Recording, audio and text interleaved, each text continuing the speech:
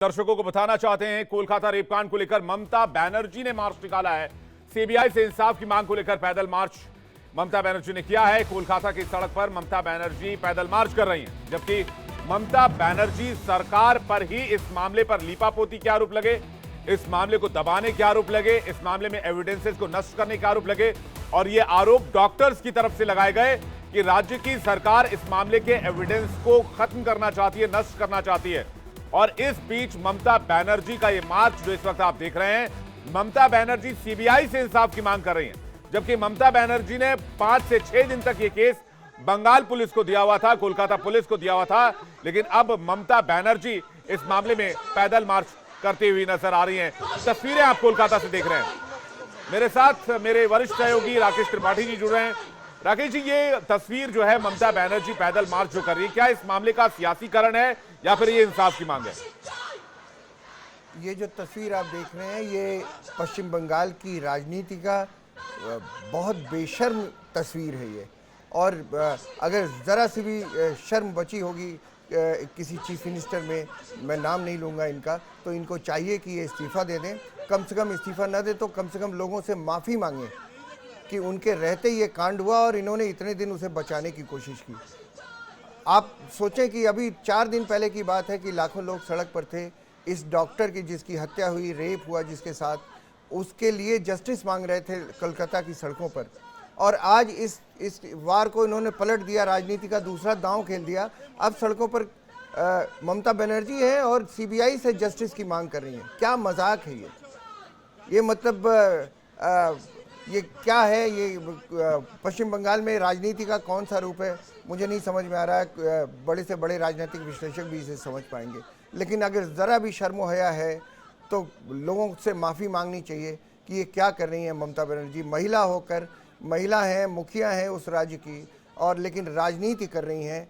किसी रेप कांड के बाद एक महिला की, डॉक्टर की हत्या हो गई है रेप के बाद, कम से कम ये सब तो न करती, शांत रहती, कुछ न बोलती, मौन रहती। लेकिन ये सड़कों पर उतरना ये उनकी कलई खोलता है। बिल्कुल, तस्वीरें हम दिखा रहे हैं कोलकाता से, जहां पर ममता बनर्जी सड़क पर मार्च कर रही हैं और वहां पर साफ तौर पर आप देख सकते हैं टीएमसी के कार्यकर्ता, टीएमसी के सपोर्टर्स उनके साथ मौजूद हैं।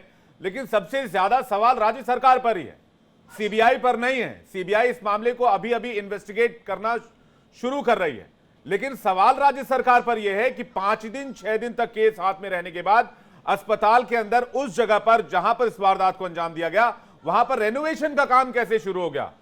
क्या आरोपी को बचाने की कोशिश की गई? क्या कोलकाता पुलिस ने अपनी भूमिका ठीक तरह से नहीं निभाई?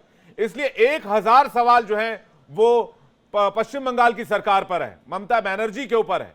और बार बार ये सवाल डॉक्टर्स पूछ रहे हैं, मीडिया में लगातार ये सवाल उठाए जा रहे हैं। 2 बार कोशिश हुई कि सबूत मिटाए जाएं। इस मेडिकल कॉलेज की बात मैं कर रहा हूं। सैकड़ों लोग एक हुजूम की शक्ल में आए और उन्होंने सब कुछ तोड़ फोड़ डाला, और ये 2 बार इस तरह की कोशिश हुई।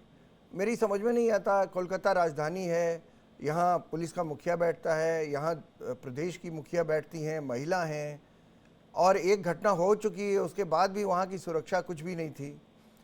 मुझे तो समझ में नहीं आता ये। मुझे लगता है कि ये इसमें राज्य सरकार भी शामिल है। बिल्कुल, राज्य सरकार की भूमिका संदेह में है। ये सवाल बार बार उठाए जा रहे हैं। क्या केस को टेम्पर करने की कोशिश की गई, केस को कमजोर बनाने की कोशिश की गई? क्या सरकार की साख बचाने के लिए, सरकार की क्रेडिबिलिटी बचाने के लिए ये सारी चीजें की गई? और इसलिए ये मामला सीबीआई के पास है। तो सीबीआई को लेकर सियासत की जा रही है, सीबीआई से इंसाफ की मांग की जा रही है। अगर सीबीआई से इंसाफ की मांग होती तो सीबीआई को पहले ही दिन ये केस हैंडओवर किया जाना चाहिए था, जिस तरह से मामला खुला था। लेकिन जब ये मामला सामने आया तो पुलिस का पहले ये दावा था, जो परिवार ने बताया है, कि लड़की ने सुसाइड किया, उस डॉक्टर ने सुसाइड किया। ये आरोप लगाए गए थे। विवेक, अगर पहले दिन सीबीआई को दे देते तो ये 2 दिन पहले जो भीड़ ने आके हमला किया है और सब कुछ सबूत नष्ट करने की कोशिश की है, ये कैसे होता? तो इसीलिए सवाल खड़े होते हैं राज्य सरकार पर, सवाल खड़े होते हैं प्रदेश की मुखिया पर कि उन्होंने सही वक्त पर कोई डिसीजन नहीं लिया। और प्रदेश की राजधानी में इतना बड़ा वायलेंस हुआ, इतनी बड़ी घटना हो गई, लेकिन उसे वो संभाल नहीं पाई। तो सवाल नेतृत्व पर उठता है निश्चित तौर पर। बिल्कुल, लेकिन उसके बाद की तस्वीर राकेश सर ये हैरान करने वाली ये है कि आप खुद एक सीएम होकर इस मामले के साथ जस्टिफाई नहीं कर पाए, ये आप पर आरोप है, लेकिन उस बीच आप हाथ लहराकर रोड मार्च कर रही हैं और लोगों का अभिवादन स्वीकार कर रही हैं। इसमें से कहीं पर भी अफसोस नाम की चीज इस तस्वीर में तो नहीं दिख रही है, पहली बात। दूसरी बात यह कि आप सड़क पर मार्च करके इंसाफ की मांग कर रही हैं, जो इंसाफ देने का काम सबसे पहले आपका था। 2 दिन पहले तो इंसाफ इनसे मांगा जा रहा था, अब ये कौन सा इंसाफ किसके लिए मांग रही हैं? यही है राजनीति के का दूसरा पहलू, यही होता है। तो राजनीति इस तरह की होती है कि और वो उन्हें लगता है कि लोग इसको याद नहीं रखेंगे शायद, लेकिन लोगों को लोग याद रखते हैं, ऐसी चीज़ों को भूलते नहीं हैं, और वक्त पर इसका जवाब भी आएगा, ऐसा माना जाता है। बिल्कुल सही बात, और तस्वीरें हम लगातार दिखा रहे हैं। दूसरी तरफ अगर पीसीआर के पास आर्चीकर अस्पताल पर हुए हमले की तस्वीर हो तो वो भी यहां पर दिखाई जाए, क्योंकि इसी कोलकाता में जहां ममता बनर्जी इस वक्त मार्च करते हुए नजर आ रही हैं, उसी कोलकाता के आर्चीकर अस्पताल में सैकड़ों की संख्या में लोग पहुंचे और पूरे अस्पताल को घेर लिया। जब डॉक्टर्स ने वहां पर वीडियो बनाकर कहा कि हमें बचा लीजिए, हमारी सुरक्षा कीजिए, ये वीडियो सोशल मीडिया पर उसी रात वायरल हो गया था। और उसी रात को, ये 2 दिन पहले की जब खबर है, जब आर्चीकर अस्पताल को घेरा गया कोलकाता के अंदर ही, जैसे कि राकेश त्रिपाठी जी लगातार कह रहे हैं, यहां पर पुलिस के मुखिया बैठते हैं, यहां पर राज्य की मुखिया बैठती हैं, और इसी कोलकाता में एक अस्पताल को घेर लिया जाता है, डॉक्टर्स को निशाना बनाया जाता है, सिर्फ इसलिए क्योंकि वो एक नर्स के लिए इंसाफ की मांग कर रही है, सिर्फ इसलिए क्योंकि एक डॉक्टर के लिए इंसाफ की मांग कर रहे हैं। और वो इंसाफ की मांग, विडंबना यह है कि पश्चिम बंगाल में है, और पश्चिम बंगाल के अंदर हालात किस तरह से हैं वो तस्वीरों को देखकर आप अंदाजा लगा सकते हैं। राकेश जी, ममता बनर्जी क्या इस मामले पर अब विशुद्ध सियासत कर रही हैं? विवेक, ये सड़क पर उतरना तो विशुद्ध राजनीति है, और राजनीति का भी एक सबसे शर्मनाक पहलू है, मैं ये कहूँगा। और मैंने ममता को यहाँ दिल्ली में भी देखा था, जब वो बतौर रेल मंत्री थी, काम करती थी, और एक ममता का ये भी रूप मैंने देखा है जो अब हम देख रहे हैं सड़क पर उतरते हुए। ये सड़क पर वो 2 दिन पहले, 4 दिन पहले उतरती तो ज़्यादा अच्छा था। वो अस्पताल चली जाती और पीड़ित के परिवार से बात करती, अगर उसके घर जाकर, तो भी अच्छा होता। लेकिन ये उतरना बहुत शर्मनाक पहलू है राजनीति का। इतनी गंदी और बेशर्म राजनीति नहीं होनी चाहिए। मैं किसी का नाम नहीं ले रहा हूँ, लेकिन राजनीति इस तरह की ठीक नहीं है।